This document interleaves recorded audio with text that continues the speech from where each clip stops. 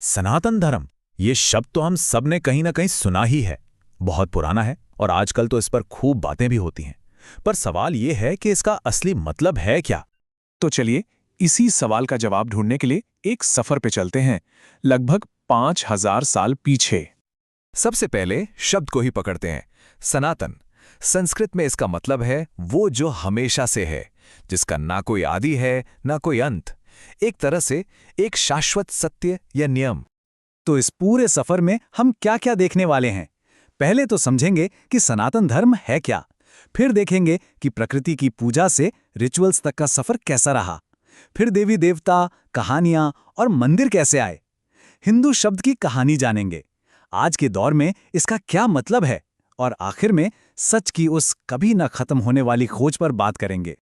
तो चलिए सफर की शुरुआत करते हैं 5000 साल पहले सिंधु घाटी से। एक ऐसा दौर जब न मंदिर थे न मूर्तियां। देखिए, पहले 2500 सालों में ही कितना कुछ बदल गया। 5000 साल पहले सिंधु घाटी में लोग प्रकृति को ही शाश्वत नियम यानी सनातन मानते थे। फिर 4000 साल पहले वैदिक काल शुरू हुआ, ऋग्वेद लिखा गया, और 3000 साल आते आते बड़े बड़े यज्ञ ही पूजा का मुख्य तरीका बन गए। सोचिए, शुरुआत में कोई भगवान या मंदिर नहीं थे, बस प्रकृति के अटल नियम थे, जैसे सूरज का रोज उगना, बारिश का होना और आग जो खाना पकाती थी। यही उस वक्त का सबसे बड़ा सच था। और यहीं पर हमें एक बहुत बड़ा बदलाव देखने को मिलता है। सिंधु घाटी के लोग प्रकृति की शक्तियों को पूजते थे, कोई मूर्ति नहीं। लेकिन वैदिक काल में इन्हीं शक्तियों को नाम मिल गए, देवता बन गए, जैसे इंद्र, अग्नि, वरुण, और उनके लिए यज्ञ होने लगे। हाँ, मूर्तियां अभी भी नहीं थीं, पूजा का केंद्र थी यज्ञ की अग्नि। अब कहानी और दिलचस्प होने वाली है।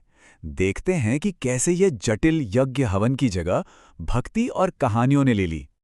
तो हुआ ये कि समय के साथ ये यज्ञ और हवन इतने जटिल और खर्चीले हो गए कि वह सिर्फ अमीरों के बस की बात रह गई।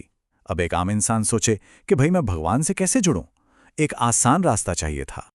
और इसका हल कैसे निकला? देखिए, समस्या थी कि पूजा पाठ अमीरों तक सिमट गया था, तो दार्शनिकों ने एक नया विचार दिया, ब्रह्म का, यानी एक ही निराकार सार्वभौमिक ऊर्जा।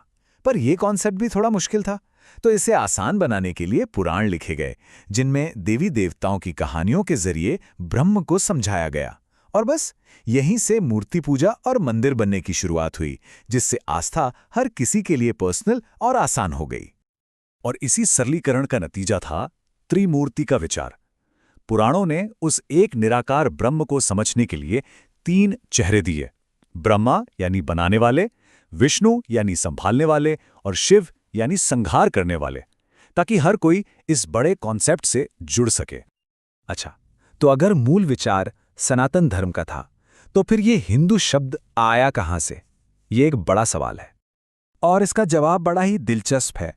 हिंदू शब्द असल में किसी धर्म का नाम था ही नहीं, ये तो एक ज्योग्राफिकल टर्म था। मतलब फारस, अरब और तुर्की से आए लोग सिंधु नदी के पास रहने वाले लोगों को हिंदू कहते थे।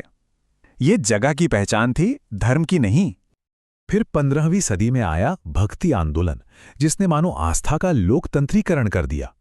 इसने सबको सिखाया कि सच्ची भक्ति और प्रेम किसी भी बड़े रिचुअल या जाति पाति से कहीं ज्यादा बढ़कर है। भक्ति आंदोलन की इस पूरी सोच को संत कबीर का ये दोहा क्या खूब बयां करता है।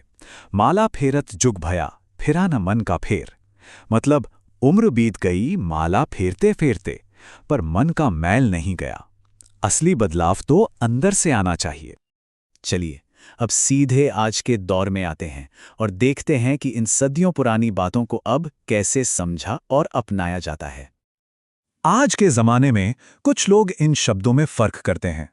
एक नजरिया यह है कि हिंदू होना एक बाहरी शारीरिक पहचान है, जैसे तिलक लगाना। वहीं सनातनी होना एक अंदरूनी दार्शनिक पहचान है, जैसे आदर सम्मान के मूल्यों को मानना।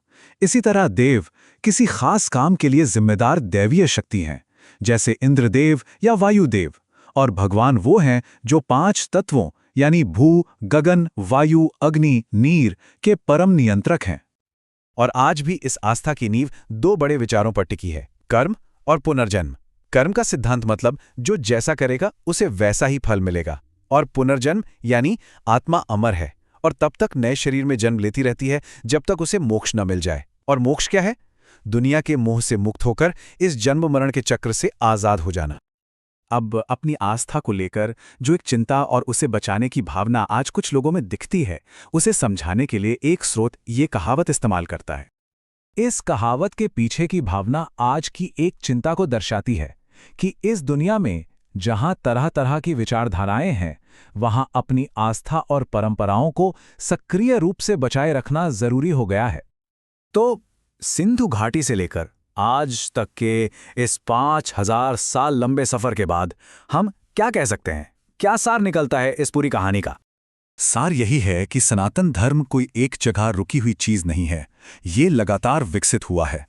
ये प्रकृति के नियमों की एक फिलॉसफी से शुरू हुआ और धीरे धीरे एक ऐसा विशाल धर्म बन गया जिसमें व्यक्तिगत भगवान हैं, अनगिनत कहानियां हैं और गहरी भक्ति है। तो आखिरी सवाल ये उठता है कि अगर सनातन का असली मतलब ही सच की कभी ना खत्म होने वाली खोज है, तो क्या इस खोज का सफर ही मंजिल से ज्यादा जरूरी नहीं है?